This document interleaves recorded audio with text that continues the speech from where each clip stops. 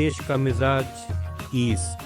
नमस्कार। Let's mic देश का मिजाज और खबरें ईस्ट से। छत्तीसगढ़ के मुख्यमंत्री विष्णुदेव साय ने राज्य में स्वास्थ्य सेवाओं की मजबूती पर जोर देते हुए कहा है कि छत्तीसगढ़ के लिए यह बड़ा सौभाग्य है कि स्वास्थ्य सुविधाओं में लगातार बढ़ोतरी हो रही है।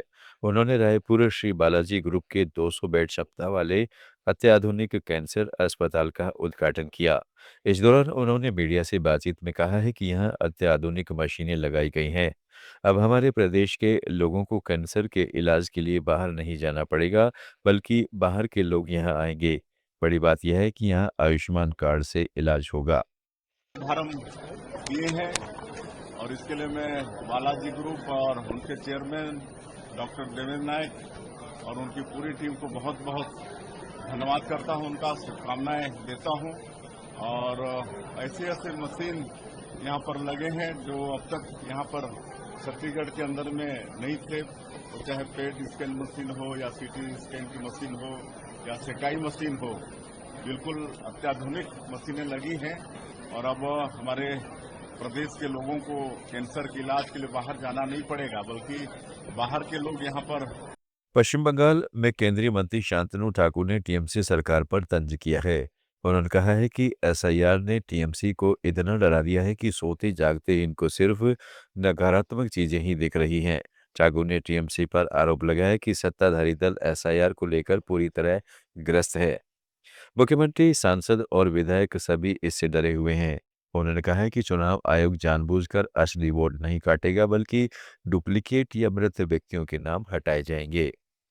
बंगाल के जो शासक दल है, इसका टचेबल डिजीज हो गया है।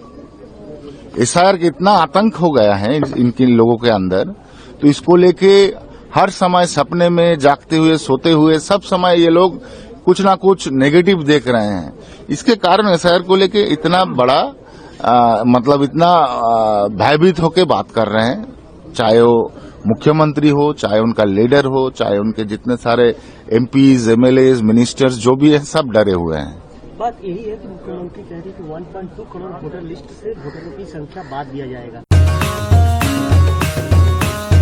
लेट्स माइक देश का मिजाज ईस्ट।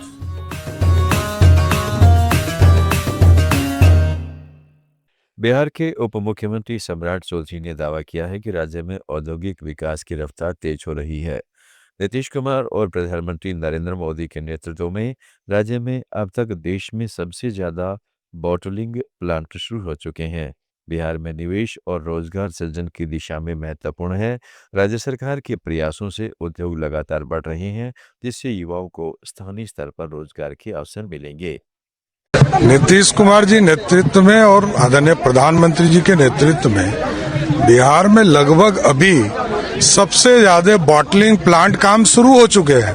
हम तो आज उद्घाटन करने जा रहे हैं। नीतीश जी को जाना था, उसके जगह पर मैं जा रहा हूं और आज बॉटलिंग प्लांट और जेके सीमेंट का लगभग 500 करोड़ के फैक्ट्री का उद्घाटन भी करूंगा।